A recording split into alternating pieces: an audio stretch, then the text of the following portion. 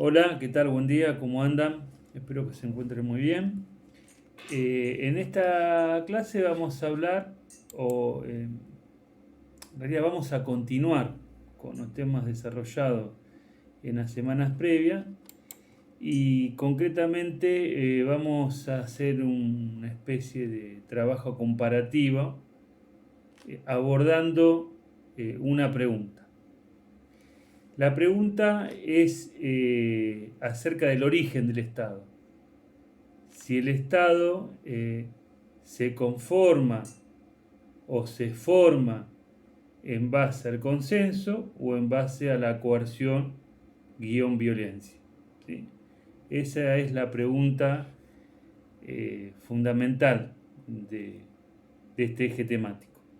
O sea, como ven, seguimos con el tema del Estado y ahora vamos a dar un saltito más respecto de tratar de entender y discutir un poco las diversas apreciaciones teóricas acerca de si el Estado se origina, se forma en base a un acuerdo de individuos libres, autónomos, conscientes, etcétera, o es el resultado histórico de la violencia y de la imposición de un grupo o de una clase social sobre otro grupo social u otra clase social, ¿no? En síntesis, si el Estado es origen de los acuerdos entre los individuos o es originado por la guerra y la imposición. Bueno, yo les puse 3 4 líneas en la guía que después les voy a compartir para retomar un poco lo trabajado anteriormente.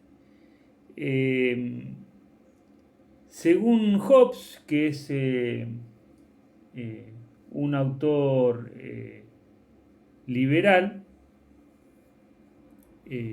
ya hablamos de Hobbes, el contexto histórico en el cual produce su teoría, sus desarrollos teóricos, etcétera, pero me voy a detener en una cuestión, que es el problema del estado de naturaleza.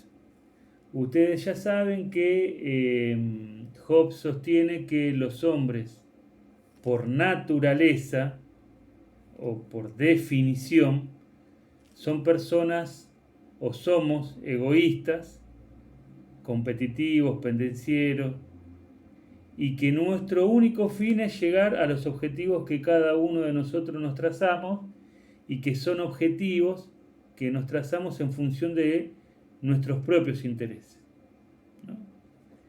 Entonces, esta es la condición antropológica para Hobbes acerca del hombre. El hombre es así.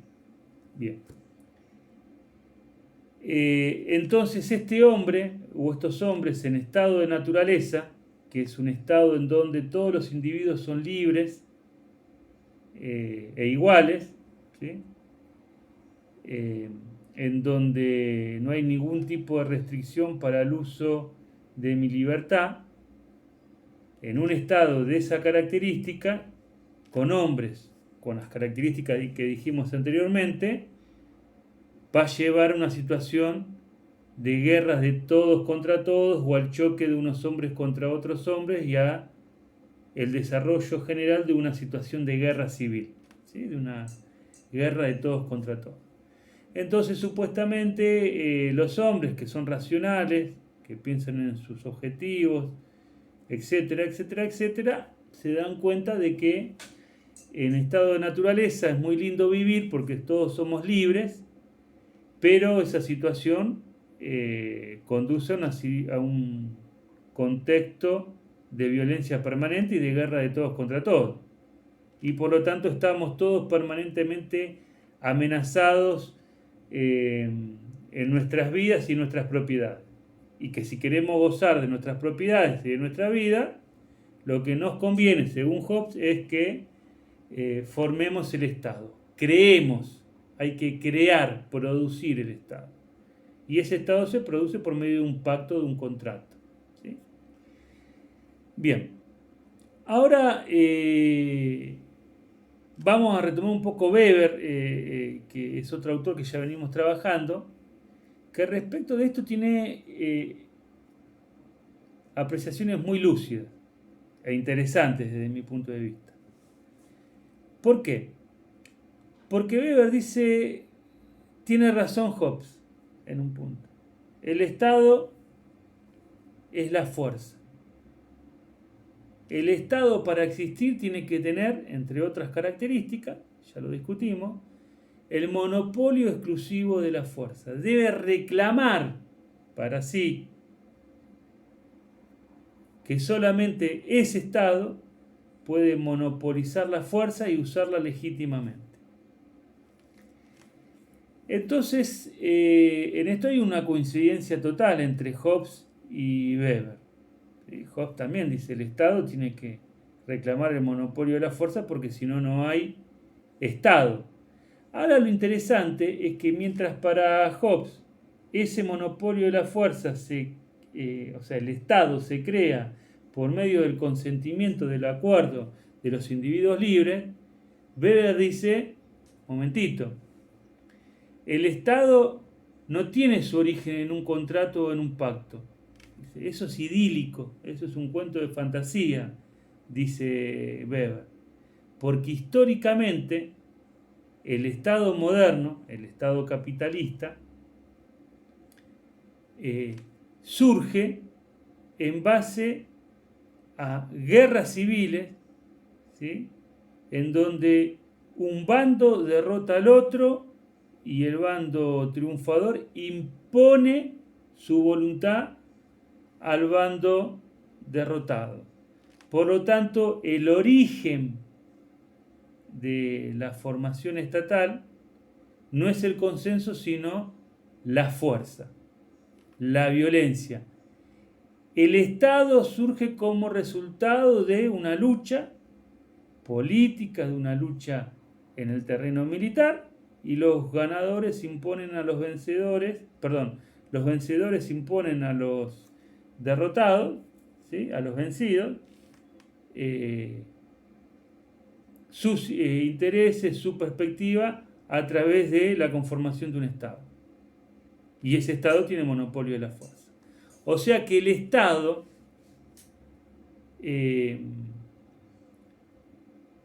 digamos, no surge de la pacificación,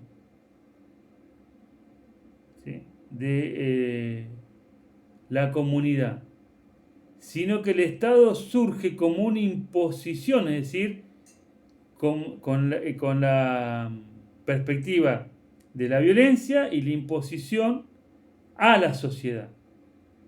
¿Sí? Entonces esto es interesante porque ahora vamos a ver otros autores que también tienen punto en contacto y punto de disidencia con Max Weber.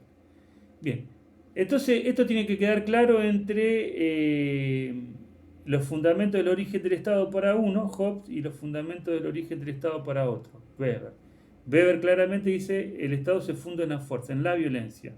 Surge por medio de la violencia, no surge por medio del consenso y el pacto. Esa es la primera cuestión.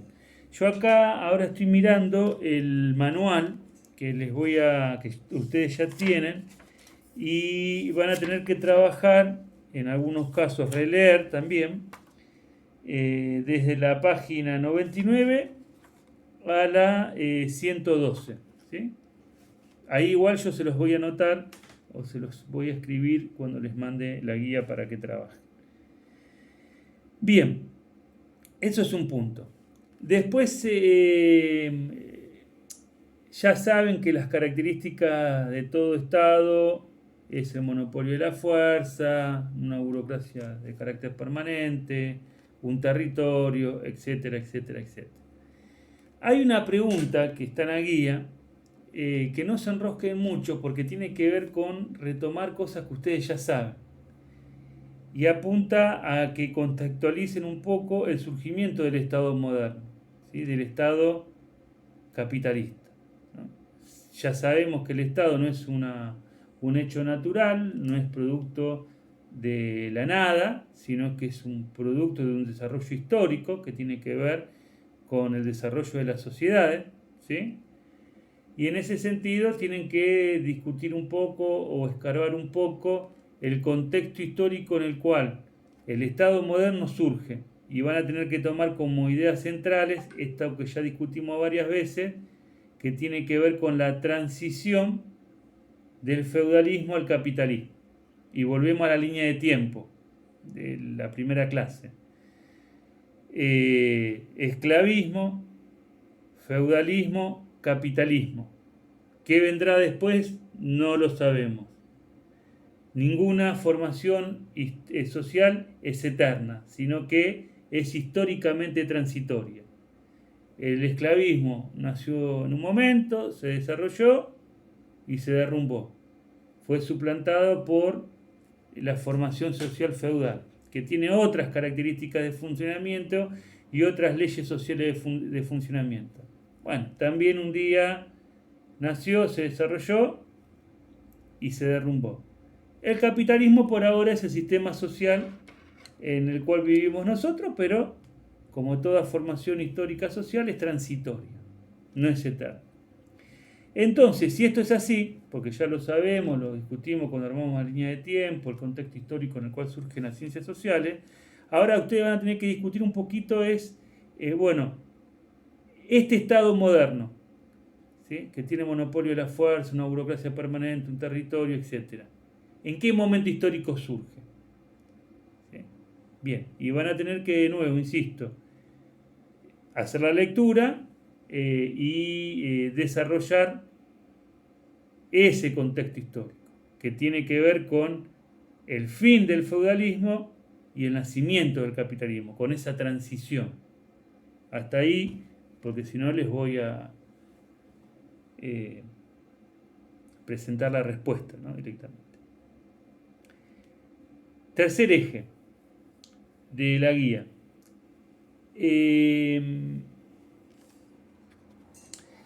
Que tiene que ver con lo que trabajamos en la clase anterior. Ya sabemos que el poder tiene dos caras, ¿sí? Como la moneda, una cara y una cruz. Que para lograr mantener un régimen de dominación social lo más estable posible, es decir, que perdure en el tiempo o a través del tiempo, y los dominadores o los gobernadores que ejercen la dominación, ¿sí? Que ejercen el poder del Estado, quieren mantenerse a través del tiempo con cierta estabilidad, además de la fuerza, porque recuerden que el poder es la probabilidad de encontrar obediencia en tu mandato. Hay alguien que manda y hay alguien que obedece. ¿Qué es el poder?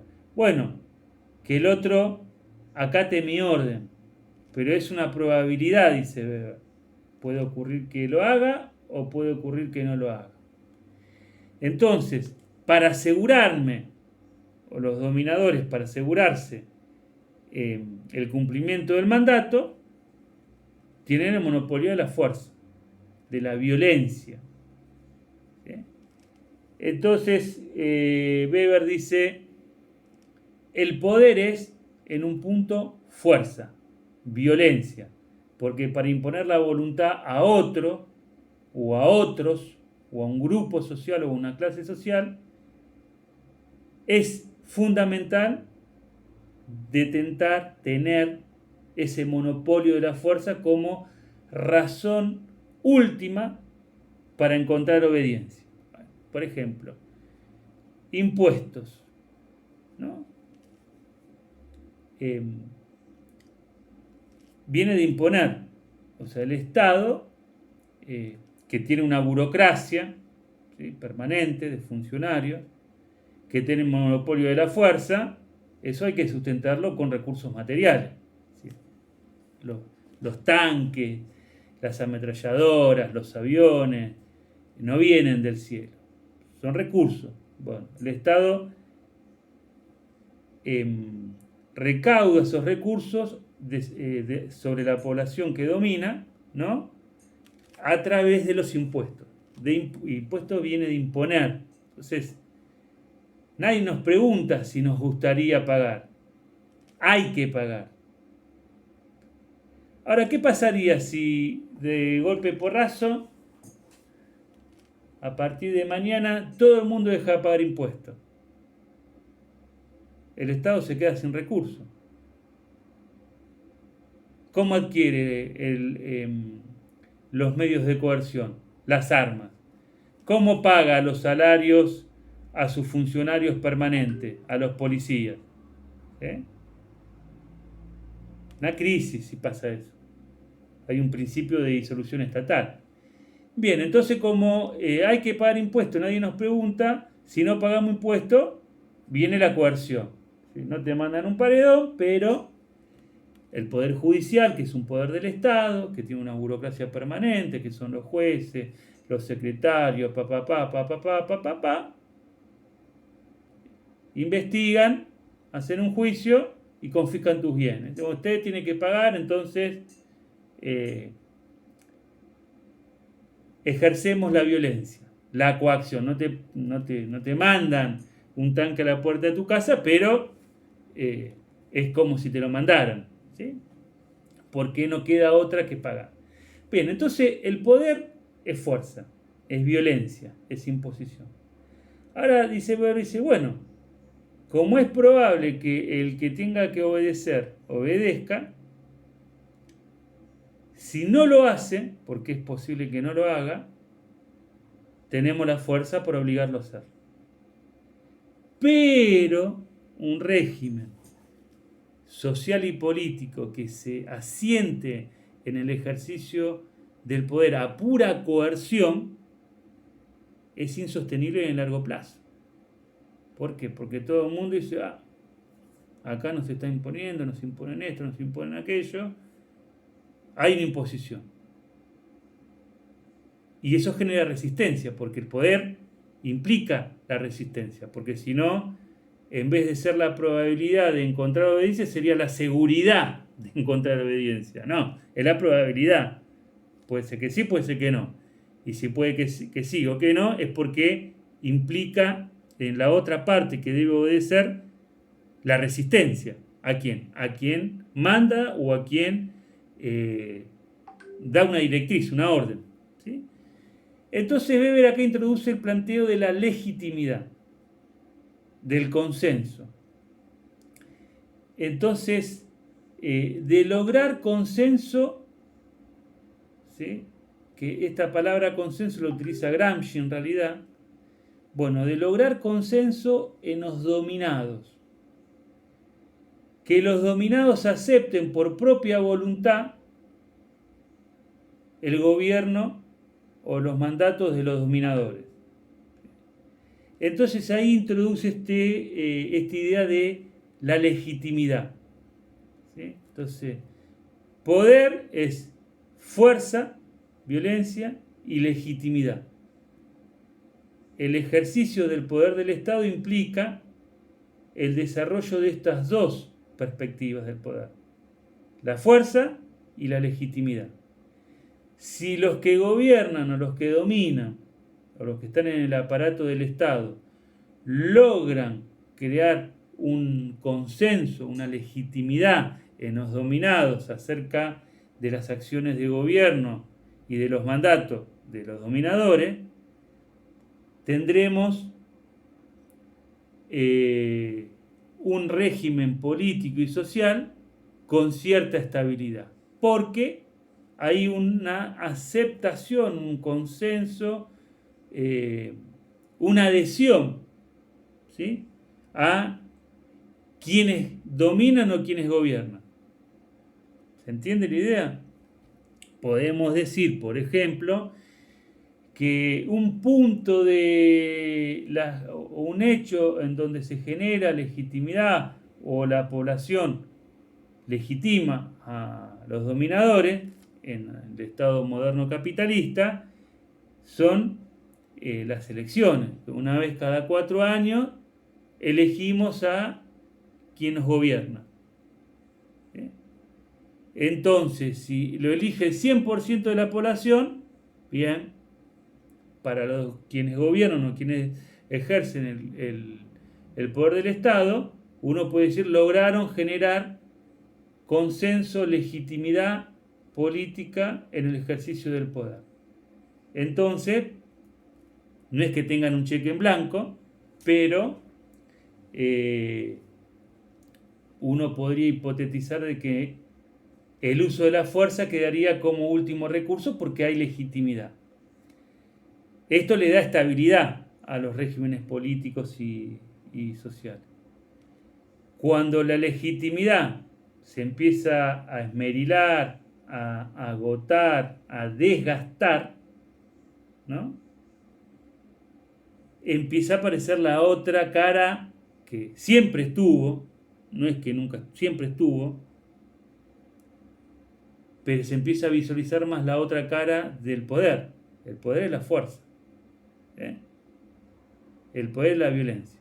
Bueno, entonces hay una pregunta que les pide desarrollar este concepto de legitimidad. Que insisto, en otro autor que se llama Gramsci, que tal vez en algún momento lo podamos abordar, este concepto de legitimidad aparece como consenso, ¿sí? Y el concepto de poder, que para Weber es fuerza, en Gramsci es coerción. O sea, en vez de hablar de poder, Gramsci dice coerción. Y en vez de hablar de legitimidad, dice consenso, ¿sí? Bueno, Gramsci es un autor marxista italiano que, bueno, probablemente lo podamos discutir, estudiar más adelante. Bueno, Rousseau también es un contractualista. Hay una pregunta que aborda algo muy sencillo, está en el manual, que tiene que ver con cómo concibe Rousseau el estado de naturaleza. Es decir, en el debate con Hobbes, Rousseau tiene un debate con Hobbes. Rousseau dice, miren, el hombre por definición es solidario,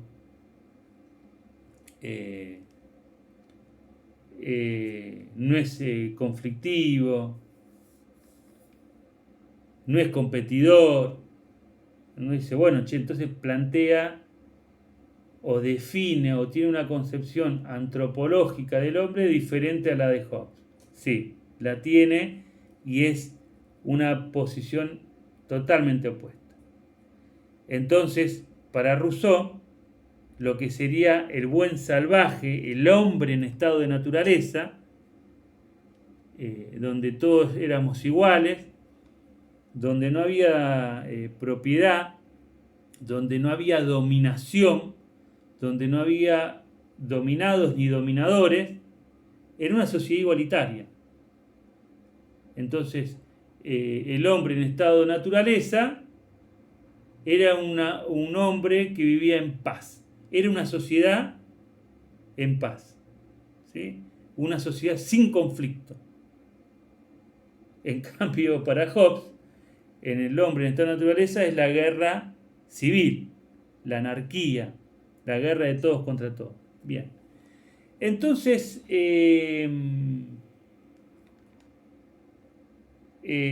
Rousseau dice, el Estado no lo crean los hombres en estado de naturaleza para salir de un estado de guerra, porque en estado de naturaleza el hombre vive en paz. Entonces dice, el Estado, dice Rousseau, surge como la imposición y el poder de una parte de la sociedad, de un grupo o clase social, para imponer y mantener sus privilegios e intereses económicos y sociales sobre los otros. Entonces dice, la sociedad civil es desigual y conflictiva. El estado de naturaleza no. Entonces, como en la sociedad civil es desigual y conflictiva, porque se generó un proceso de diferenciación social dentro de la sociedad, ¿no? Y ese proceso de diferenciación social lleva al conflicto. Los privilegiados de esa sociedad necesitan del poder del Estado para pacificar la sociedad civil. Que esto es muy diferente a decir, como decía Hobbes, que el estado de naturaleza es la no sociedad, y para crear o formar una sociedad necesitamos crear el Estado. Rousseau dice, no, se crea el Estado justamente porque la sociedad civil, que es producto de un proceso de diferenciación social, es conflictiva. Hay luchas, hay conflicto. Bueno, entonces no desarrollo más que esto. Van a tener que, es muy cortita la respuesta que tienen que dar, y tienen que desarrollar un poquito esta idea del estado de naturaleza en Hobbes y Rousseau. Bueno,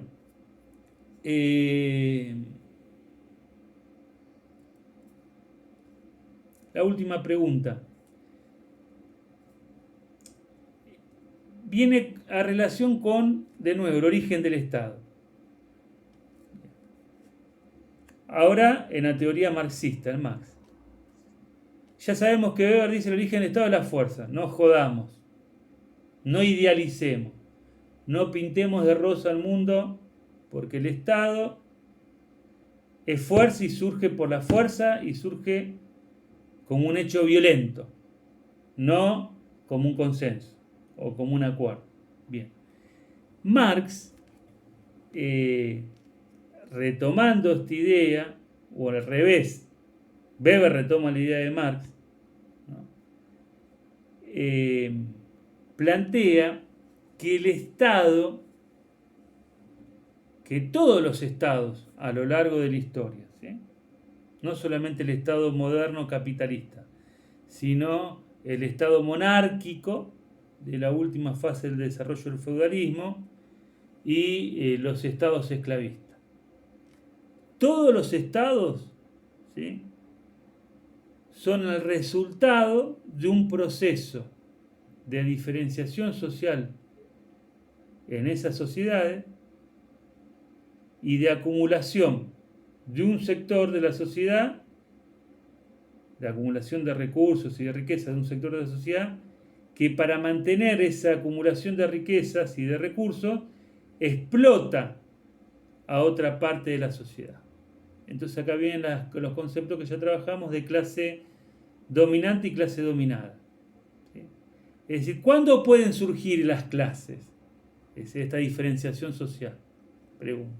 La respuesta es, las clases surgen en un momento histórico en donde el desarrollo de la economía permite que un sector de la sociedad, de individuos, ¿no?, se desligue de la actividad de trabajar para producir las riquezas o los bienes y servicios, ¿sí?, y viva del trabajo de la otra gran parte de la población, que sería la clase dominada.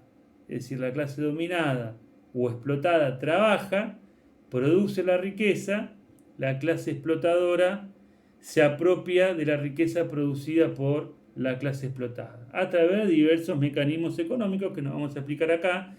En un caso se llama extracción del excedente, ahora se llama plusvalía, ¿sí? Pero lo importante es eso, que lo ponemos en números. En una sociedad de 100 personas, en determinado momento histórico, tenemos que laburar los 100 para subsistir, comer, vestirnos, etc. Hay un grado de desarrollo técnico, científico, de organización del trabajo que permite que trabajando 70 podamos alimentar a 100, hay 30 que se desligan de la actividad productiva.